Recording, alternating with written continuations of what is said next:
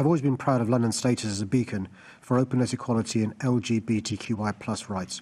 London must continue to be a city where people are able to live openly, safely and with dignity, free from unlawful discrimination, harassment and abuse, where they can participate in public life in exactly the same way as everyone else.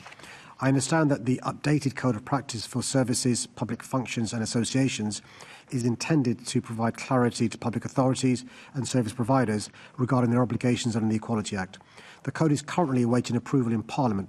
Once the final code is brought into force, it is essential that its implementation upholds principles of inclusion, respect and fairness. I recognise concerns that trans Londoners may have about the risk of threats to their rights and that they may be feeling this especially sharply in the lead up to Pride in London next month. However, the GLA will continue working to ensure that trans Londoners feel they're valued members of our city and entitled to take part in everyday life. This includes directly engaging with trans Londoners and the organisations that represent them through the LGBTQI+ forum. The GLA will continue to work closely with boroughs, service providers, community organisations and partners to ensure our services remain welcoming, safe and appropriate. My priority remains to ensure London is a city where everyone, regardless of gender identity, can thrive, feel safe and belong. Thank you, Mr. Mayor, and it is really important to hear your voice in this discussion at this particular moment. Many trans and gender diverse Londoners tell me they're feeling anxious, frightened and uncertain about what the future holds, particularly following the publication of this revised Code of Practice.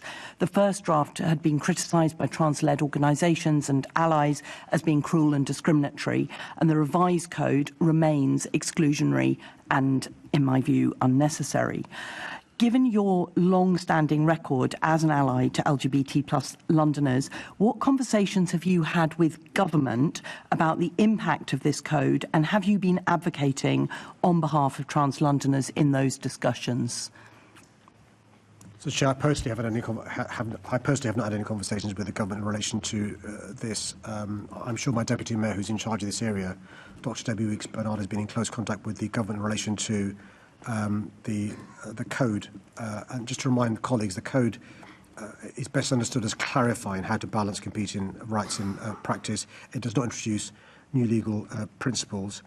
The code has been formulated before Parliament.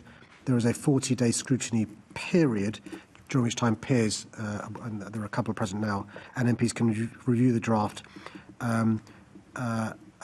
It's possible in theory for that to be rejected by MPs and peers. July 26th is when we expect the code to be approved and brought into force, and it's at that stage it becomes statutory guidance, and as you'd expect, we'll be working closely during the summer with colleagues across London in terms of how this is interpreted to make sure the people that she's concerned about aren't prejudiced in the way she worries. Thank you. I think it's, obviously a lot of people are contacting their MPs and encouraging them to sign. There's an early day motion that the draft code is not approved. But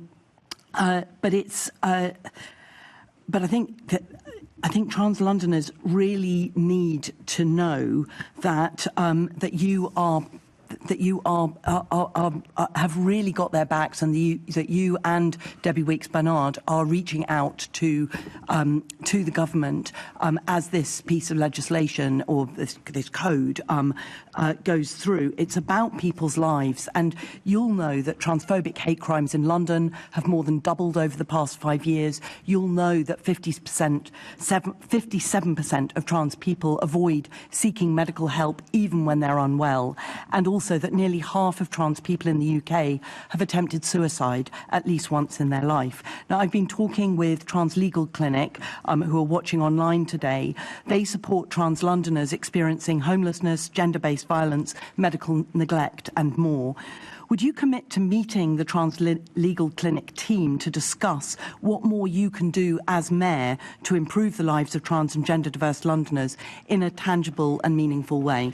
Just to reassure the member, can I thank her for raising those issues in the way she has, is Dr. Debbie Weeks-Bernard chairs the LGBTQI+A forum, and a lot of these issues have been raised there. My understanding is that we are considering potential impacts on service delivery.